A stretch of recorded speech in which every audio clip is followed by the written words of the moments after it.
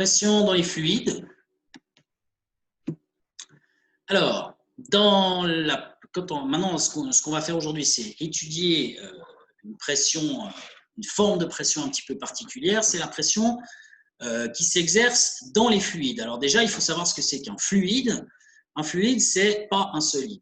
Donc, c'est liquide ou gaz.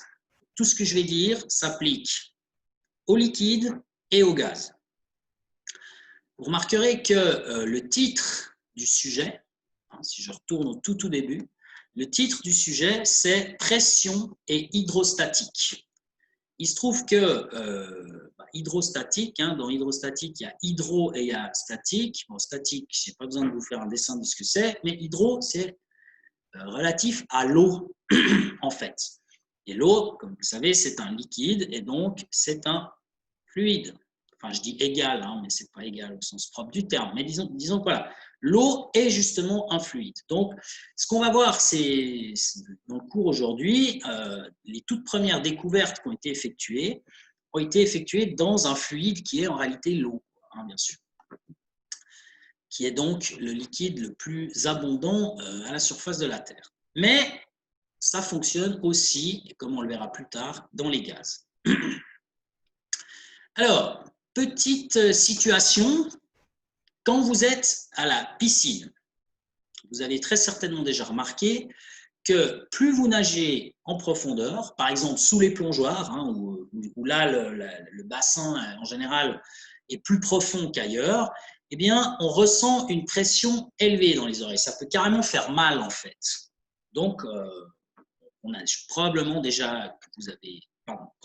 que vous avez déjà ressenti que cette pression que vous ressentez sur vos oreilles, ce qui fait un peu mal, augmente avec la profondeur. Alors, pourquoi? Pourquoi est-ce qu'on a ça? Eh bien, en fait, la raison, c'est que plus on nage en profondeur, plus il y a d'eau au-dessus de nous. Donc, vous êtes à la piscine, vous nagez, vous êtes dans l'eau, ici, là il y a l'eau, et puis vous nagez, donc il y en a un qui nage ici, voilà, hop, et puis il y en a un autre qui nage là en dessous. Alors, on dirait un peu une araignée, mais c'est une personne. Alors, la personne qui nage le plus haut, en fait, ici, eh bien, elle doit supporter au-dessus d'elle toute cette quantité d'eau que je vais donc hachurer ici en bleu. La personne qui est tout au fond, elle doit supporter une quantité beaucoup plus grande. Elle doit supporter toute cette quantité d'eau qui est en dessus d'elle.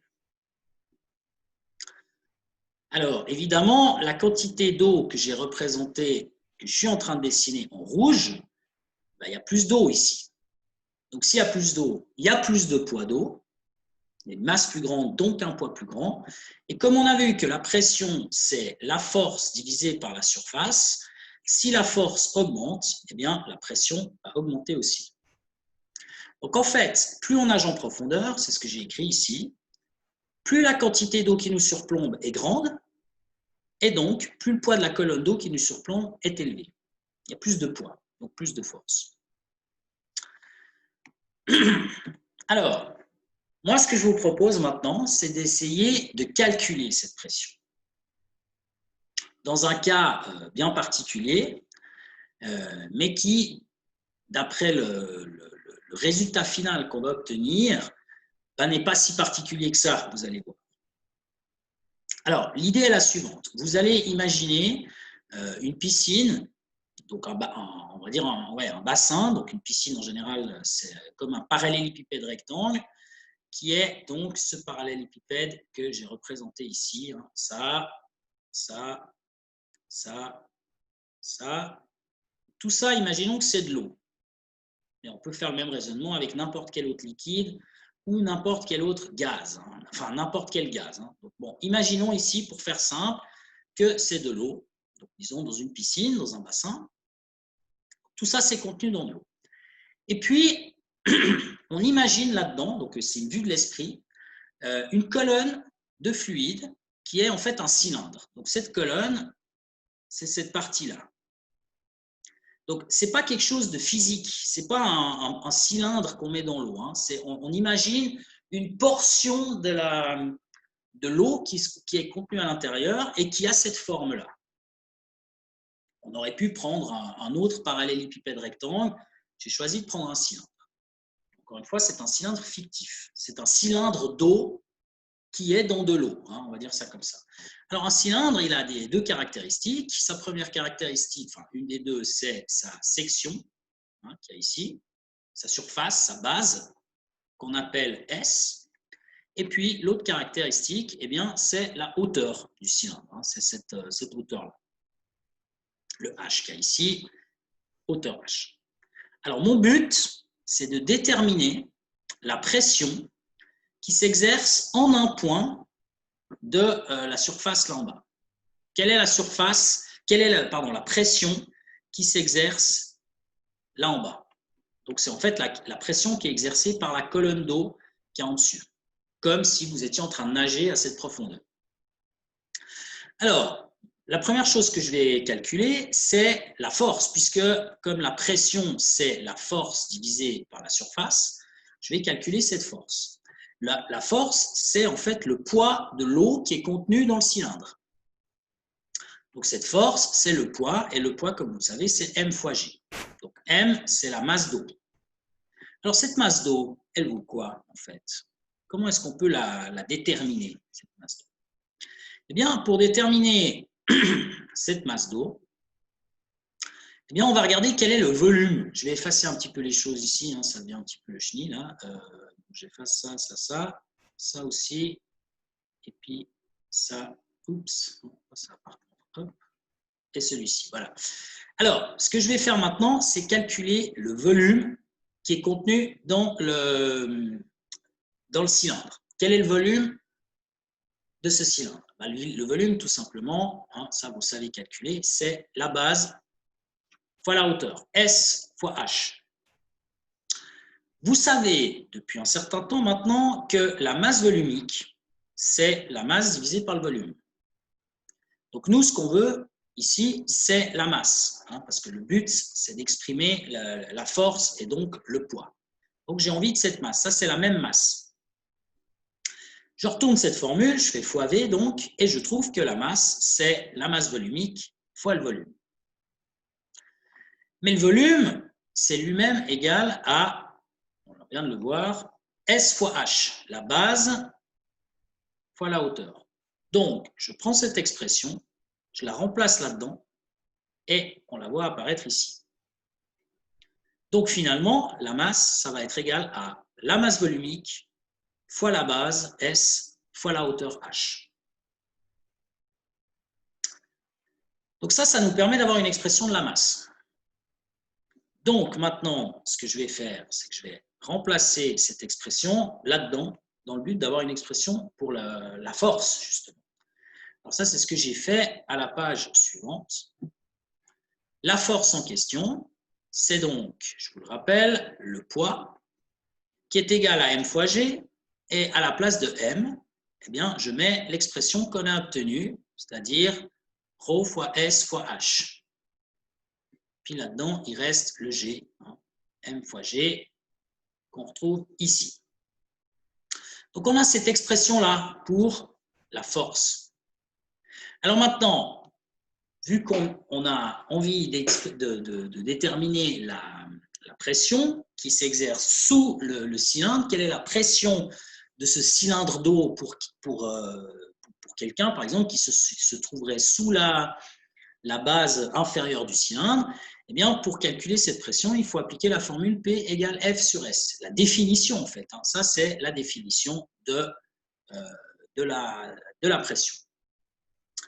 Donc, dans mon calcul, je reprends la force qu'on a calculée avant, c'est-à-dire tout ce chenil-là. C'est vraiment un chenil, hein, on peut le dire.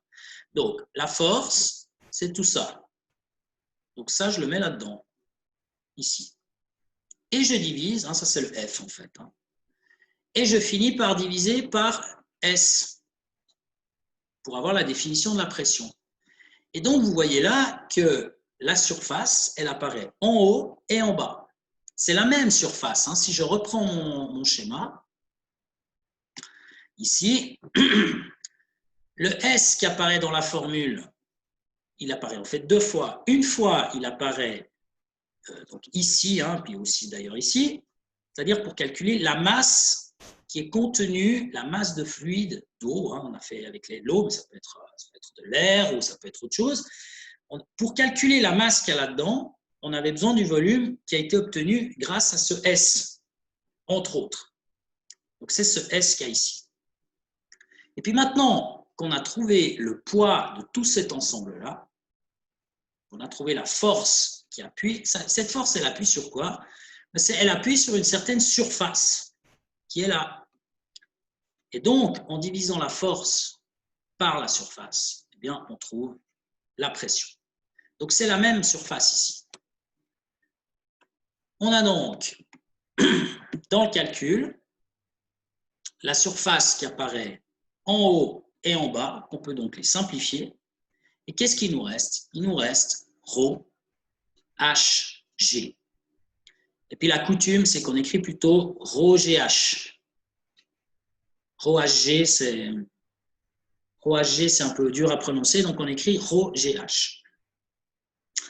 Alors, ça c'est une formule relativement simple qui permet donc de calculer la pression qu'il y a en bas de cette colonne. Et là, il y a quelque chose de très intéressant. Bon, alors déjà, avant d'arriver à ce qui est intéressant, constatons qu'est-ce qu'il y a dans la formule. Eh bien, il y a la masse volumique. Évidemment, plus le fluide en question est dense, plus il va être lourd et donc plus il y aura de pression. Vous pouvez imaginer, hein, vous allez au fond de la piscine de Bellerive en plein hiver quand elle est vide. Vous avez donc, je ne sais pas quelle est la profondeur, hein, bon, alors, déjà pour être sûr que vous voyez bien ce dont je parle, vous avez le bassin, si vous regardez de profil, ça fait un truc un peu comme ça. Et puis là, il y a les plongeoires, ici, hein, ça c'est le plongeoir. Donc ici, il y a quelque chose, je ne sais pas, environ 8 mètres, quelque chose comme ça de profondeur. Là, il y a, je ne sais pas, environ 2,50 mètres, 3 mètres, disons. Ouais, 2,50 mètres, je ne sais pas exactement combien il y a. Hein. Mais c'est beaucoup plus grand là où on plonge. Bon, bah, si l'hiver, vous allez là-bas, ce n'est pas permis, hein, mais bon, imaginons que vous le fassiez, puis qu'il n'y a pas d'eau, bah, vous allez ressentir cette hauteur d'air. Donc, il n'y a presque rien comme pression dans les oreilles.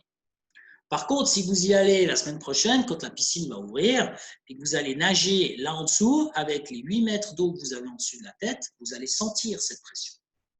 La raison de cette différence, c'est bien entendu que la masse volumique est différente entre celle de l'air et celle de l'eau. La masse volumique de l'eau, elle est beaucoup plus importante que celle de l'air. Hein. Donc, plus le fluide en question a une masse volumique élevée, plus la pression sera élevée, en fait. Premièrement. Ensuite, ça dépend aussi de G. G qui est donc l'accélération de la pesanteur. Bon, ça, on ne peut pas faire autrement, puisque si par exemple, on va sur vous savez que les êtres humains, ils sont allés sur la Terre et sur la Lune. Donc, si on va sur la Lune, il n'y a pas d'eau, il n'y a pas d'air, il n'y a pas de fluide. Donc, ça n'a pas tellement lieu d'être, cette formule. Donc, le seul endroit, pour l'instant, où elle est applicable, c'est sur Terre. Et donc, le G sur Terre, c'est 9,81 newtons par kilo. Mais bon, si on imagine que ça se passe sur une autre planète, eh bien, il faudrait prendre le G de l'autre planète. Et ce qui est le plus intéressant dans cette formule arrive maintenant, c'est que ça ne dépend que de la hauteur H, qui est donc la hauteur de la colonne de fluide.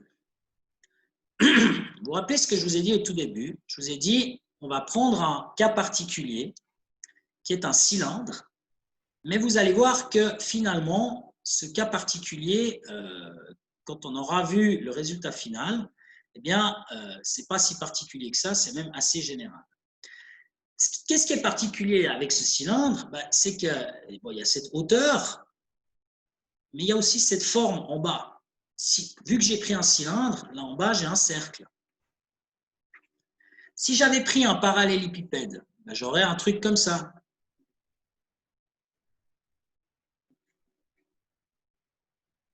J'aurais ça. Et donc ici, la forme du bas, ce serait un rectangle, si j'avais pris ou un carré. Un carré, c'est un rectangle.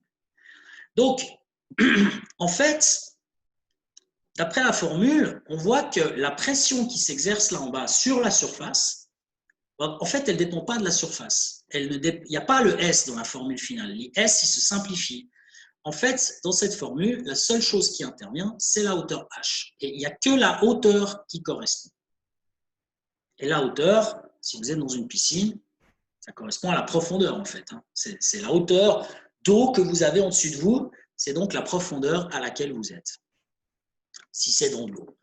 Donc, dans cette formule, pour conclure avec ça, eh bien, vous voyez que la pression, elle dépend de 3 choses, ρ, GH, mais principalement de 2, c'est-à-dire le fluide en question, via sa masse volumique, et la hauteur qu'il y a en dessus, la colonne, on dit, de fluide. Et donc, ça dépend uniquement de cette hauteur et non pas de la forme, de la taille, de la quantité véritablement d'eau qu'il y a en dessus, ou de fluide qu'il y a en dessus. Ça dépend uniquement de la hauteur du fluide qu'il y a en dessus. Et ça, c'est un résultat qui est très important et surtout très exploité, enfin souvent exploité d'ailleurs. Je vous présenterai, je vous parlerai d'une expérience qui a été faite par Blaise Pascal au XVIe siècle, si je me souviens bien, qui est une expérience qui a surpris beaucoup de monde. Je vous en parlerai quand on fera un exercice là-dessus. Blaise Pascal, donc, je vous rappelle, qui a donné son nom à l'unité de mesure de la pression. Est-ce qu'il y a des questions jusque-là? Ouais, Jérémy. Alors, attendez, il est où, Jérémy? Faut que je lui... Là, en fait, vous n'avez pas coupé le micro, donc c'est bon. Ah ouais, je croyais. Du coup, ça veut dire que si par exemple il y a un humain à 100 mètres sous l'eau, il aura la même pression qu'un sous-marin qui est 10 fois plus grand que lui à 100 mètres sous l'eau. Oui. Ok, d'accord. Mais par contre, les forces ne sont pas les mêmes. Ok, ouais. Et la pression, oui. Ouais. Alors, donc, je continue. J'en ai encore combien? Ouais, j'en ai encore 3. Voilà. Alors, quelques remarques maintenant. Bon, ça, j'en ai déjà parlé. Celle-ci, la pression dans un fluide dépend évidemment de la nature du fluide via la masse volumique. Pour une hauteur donnée, plus le fluide est dense, plus la pression est grande. Ça, j'en ai parlé. La pression dans un fluide ne dépend, ça j'en ai parlé aussi, la pression dans un fluide ne dépend que de la hauteur de la colonne de fluide, ou donc de la profondeur, et pas de la largeur du récipient. Donc c'est la question plus ou moins, donc ce qu'a posé Jérémy, c'était, il a posé comme question si une personne se trouve à 100 mètres sous l'eau et puis qu'un sous-marin se trouve à 100 mètres sous l'eau, bien que le sous-marin soit plus gros, il n'aura pas une pression plus élevée. Il aura la même pression parce qu'elle dépend uniquement de la profondeur. Donc, si les deux sont à la même profondeur, c'est la même pression. Puis on peut voir la chose d'une manière différente aussi. On peut se dire, par exemple, qu'une personne qui nage à, je sais pas moi, 2 mètres de profondeur dans une piscine, ou une personne qui nage à 2 mètres de profondeur dans le lac Léman, eh bien, dans le lac Léman, il y a beaucoup plus d'eau, puisque c'est un récipient beaucoup plus grand, en fait, que la piscine, en fait. Eh bien, néanmoins, si les deux nagent à la même profondeur, qui est 2 mètres dans mon exemple, eh bien, ils subiront la même pression. À une profondeur donnée, la pression est la même que l'on soit dans un lac ou dans une piscine. Voilà pour l'exemple. Alors, encore une ou deux petites choses. Bon, ça c'est, vous savez peut-être pas. Bon, je vous montre juste quand j'ai parlé de Blaise Pascal. Je vous ai dit, Blaise Pascal, il a vécu non pas au XVIe siècle, mais au XVIIe siècle. 1623, il est né et il est mort en 1662. Alors, si je ne me trompe pas, et d'ailleurs, pour ne pas dire de bêtises, je vais vite vérifier en parallèle sur Google, il me semble que c'est l'époque de Je vais vite vérifier, hein, mais il me semble que c'est l'époque de Louis XIV. Ça. Je suis en train de vérifier en ce moment. Louis XIV, voilà, il est né en 1638 et il est mort en 1715. Donc 1638 pour Louis XIV. Et puis donc Pascal, lui, c'était un petit peu avant 1623. Donc il a 15 ans de plus, mais disons qu'ils étaient contemporains. Hein, ils ont vécu, non, ils n'étaient pas contemporains au sens propre du terme, mais je veux dire, ils ont vécu en même temps. Hein, donc. Et comme vous le savez, donc Louis XIV, il a en fait fait construire le château de Versailles. Et il y a plein de fontaines là-bas. Hein, il y a des fontaines un petit peu partout. Donc en fait, Blaise Pascal a contribué alors je ne sais pas dans quelle mesure, hein, je ne sais pas si c'était vraiment l'ingénieur en chef et tout ça, mais en tout cas, les travaux de Pascal concernant la pression ont été mis à profit pour construire des fontaines. Et donc, je vais vous montrer 2-3 petits trucs. Si vous avez, imaginons un bassin, hein, vous avez un bassin qui est représenté donc ici, et puis on va imaginer qu'on fait un trou dans le côté du bassin. Si vous faites le trou ici, eh bien, l'eau qui se trouve à ce stade-là, à la sortie ici, en dessus d'elle, une goutte d'eau qui serait ici, elle a une hauteur H1 en dessus d'elle. Considérons maintenant un autre trou qu'on ferait un peu plus bas. Une goutte d'eau qui se trouverait à cet endroit-là, elle aurait en dessus d'elle une hauteur H2. Et puis, je considère encore un troisième trou tout en bas. Donc, une goutte d'eau qui se trouve à cet endroit-là aurait en dessus d'elle, pas directement au-dessus, hein, mais juste un petit peu à côté, hein, c'est-à-dire l'eau, si vous voulez, la pression de l'eau, elle pousse comme ça, et comme ça pousse là, bah, du coup, ça pousse aussi latéralement, hein, puisque c'est du fluide, justement. Hein. Comme vous le savez, ça a tendance à prendre un peu tout l'espace disponible, en quelque sorte. Hein. Alors, du coup, cette troisième goutte d'eau, qui se trouve donc tout en bas, eh bien, elle a en dessus d'elle cette hauteur H3. Alors, les hauteurs qu'il y a, hein, vous voyez, H1 est plus petit que H2, qui est plus petit que H3. Attention, hein, les hauteurs, c'est les hauteurs d'eau qu'il y a en dessus du trou. Hein. Ce n'est pas la hauteur du trou, hein, c'est la hauteur qu'il y a en dessus du trou. Donc là, il y a moins de hauteur que ici. H1 est plus petit que H3. Étant donné que la pression, c'est ρGH, ben, où le H, c'est justement la hauteur qui est en dessus, d'après ce qu'on a calculé tout à l'heure. Comme les hauteurs, ben, H1 est plus petit que H2, qui est plus petit que H3, les pressions qu'il y aura à ces différents points 1, 2 et 3, eh bien, elles vont aller crescendo, c'est-à-dire de plus en plus élevées. La pression ici, hein, à cet endroit-là, c'est là qu'elle est la plus grande, P3, donc parmi les trois. Et puis ça, P1, c'est la plus petite pression, en fait. Alors, du coup, qu'est-ce que vous pouvez faire avec ça? Eh bien, en fonction de la quantité d'eau qui est en dessus, c'est-à-dire de l'endroit où vous percez le trou, vous aurez différentes pressions.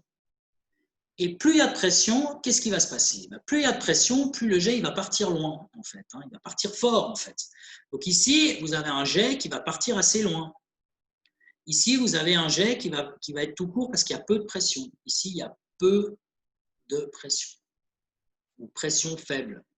Tandis que là, pour celui-ci, la pression, elle est élevée. Donc en fait, en jouant, en quelque sorte, en jouant avec les hauteurs qui est en dessus, enfin, en perçant les trous à des endroits, à certains endroits, on peut avoir une influence sur la pression et donc finalement sur la forme du jet. Et donc, si on a une influence sur la forme du jet, eh bien, on peut faire des jets qui ont, voilà, on peut faire des fontaines qui ont des jets un petit peu jolis. Hein, on peut commencer à jouer sur l'esthétique en fait de la fontaine. Et c'est justement ce qui a été mis à profit, comme je vous disais tout à l'heure, aux alentours du château de Versailles. Et donc, plus la hauteur est grande, plus la pression du jet à la sortie est élevée, et donc, du coup, plus le jet va loin. Alors, dernière chose par rapport à cette esthétique qu'on peut obtenir, hein, vous avez, si par exemple, ici, bon, j'ai dessiné un truc pour vous faire comprendre comment ça fonctionne, mais si vous avez une paroi et puis que la paroi elle est droite. En fait, ce qui se passe, c'est que si vous percez un trou à l'intérieur, le jet il va toujours sortir perpendiculairement. Pourquoi perpendiculairement? Parce qu'en fait, si vous regardez les gouttes d'eau un peu en gros, hein, ici, ces gouttes d'eau, elles vont subir des forces de la part, hein, en quelque sorte, il y a des forces qui vont pousser ici les choses comme ça. Et du coup, globalement, la force, elle va être horizontale ici, si la paroi est verticale. Donc, il y a une espèce de symétrie des forces de chaque côté, de part et d'autre, hein, ici, qui va faire en sorte que globalement, au départ, ça sort à angle droit, ici. Donc, perpendiculairement. Alors, si la paroi elle est verticale, puis que vous percez un trou, ben, ça sort à angle droit, puis après, ça tombe. Oups, pardon, j'ai fait une petite bêtise là, voilà, tac. Si vous avez une paroi qui est penchée comme ça sort à angle droit ici, donc ça va directement vers le bas. Et puis par contre, ben, si vous mettez une paroi qui est légèrement penchée, eh bien ici, ça sort à angle droit, donc dans cette direction, et donc ça crée un mouvement, un petit peu comme si vous lancez une balle en l'air, hein, ça va faire un mouvement qu'on appelle parabolique. Enfin, toutes, elles sont paraboliques, hein, ça va faire cette forme-là. Donc, en jouant sur l'inclinaison, on peut jouer sur la forme du jet.